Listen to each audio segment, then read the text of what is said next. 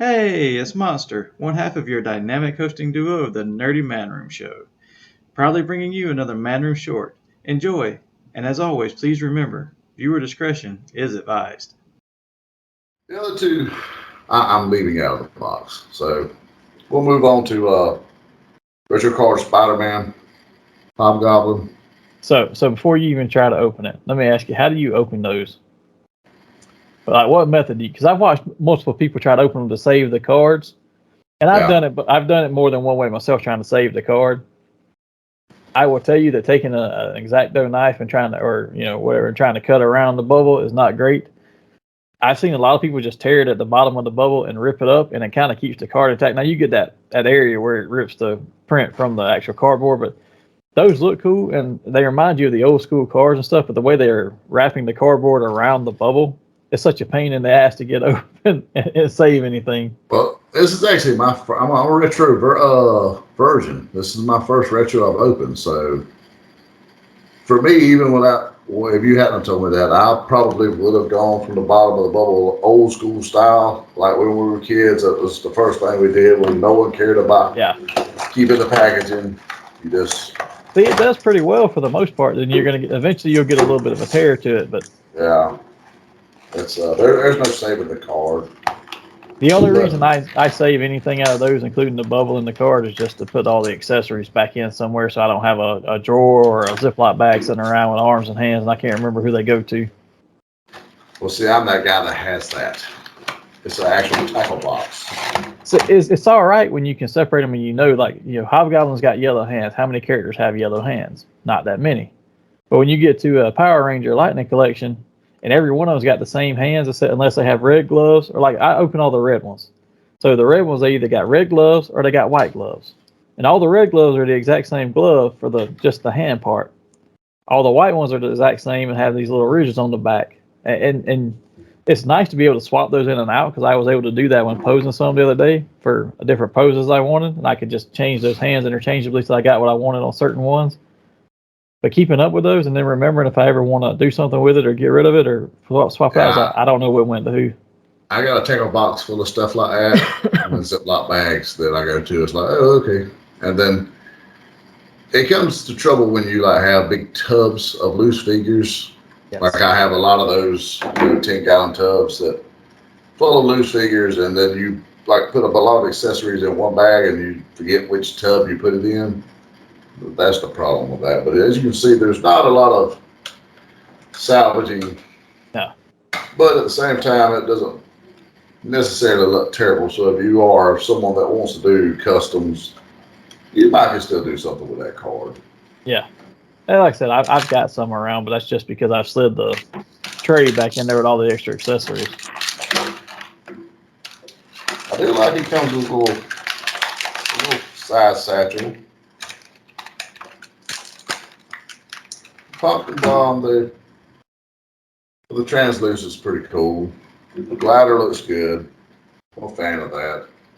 The Kid was one of my more favorite figures anyways from the anime. That was probably the first animated figure that I bought with my own money from Spider-Man was this Hobgoblin.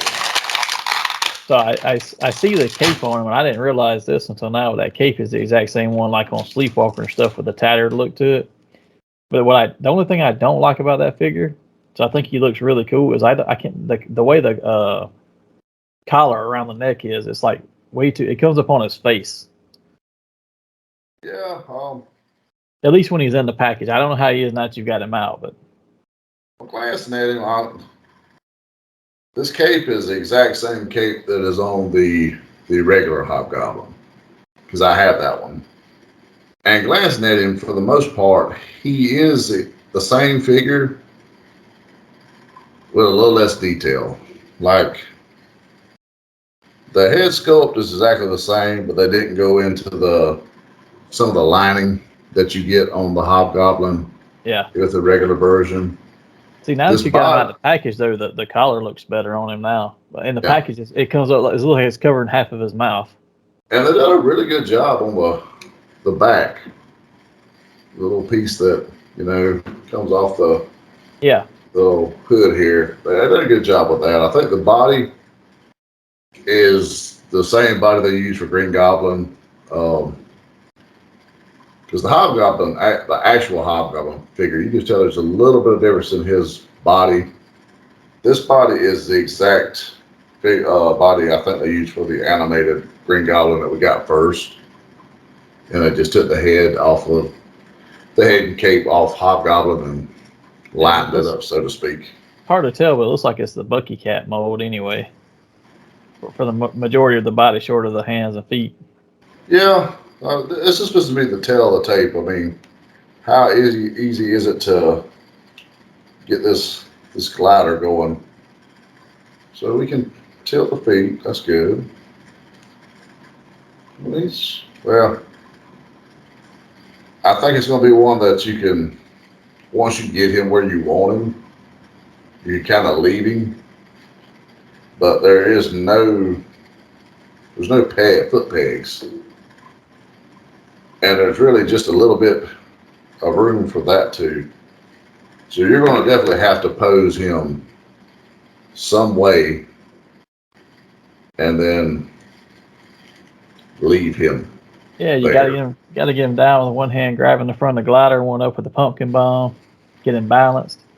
Yeah, he's going to probably be something along the lines of this right here, and if I can get the feet and legs right. We'll probably come back next week and once I get him posed up, I'll post a picture either on social media or that's where I need Monster at, because Monster does like the great poses. Like mine don't be looking nothing like they should. What you have to do is pose them, and then you got to wait like 2 days until they fall over once, and then you can get the pose perfect after that, because they're going to fall at least once. Yeah, easily. Like I put all those Power Rangers in the case Saturday, and I was telling my son, I was like, all right, we just got to keep an eye on them because one of them's going to fall. So by Monday, the SPD Red Ranger has leaned over and was falling on the Zeo Ranger. So I went in and fixed him and just angled him a little bit more with his stance to, with his upper thigh cut and his not his thigh cut, but his upper torso cut and his ab crunch. Got him leaned over a little bit more, and now he's in a great position and doesn't move at all. Well, I'm going to have to do a little research online at how they have him posed so that I can work on that right there, because my pose ability is not as good as yours. But yeah, I'd give this figure probably a good solid 9 out of 10. That's a pretty nice figure. Even without even with just the animated style color, it's probably a solid 9. So he's just out of the box. Well, so let me ask you one more question on him before we move to your next one. How do you feel about the color of his hood versus his tunic? Because I've heard a lot of people complain that that's supposed to be closer to the same color, and the orange, and one is a deeper orange, and the other is almost a yellowish orange. Well, in the books it is supposed to be, in the show it wasn't. So I'm fine with it. It's in the show he had a very light color throughout there, and I guess it's what set him apart. Actually, his hood was probably a little lighter than that in the show. So I don't know. It brings back enough good memories for me. The there and the gloves, that looks very spot on with what it did in the animated series to me. So I'm cool with that. I can already see that the bag is just going to be the problem, getting it over the shoulder. Because I'm thinking I'm going to have to remove the head, cape, and go under. So, yeah, that might be something you guys see in a day or two on social media, is the updated version of what I settled on.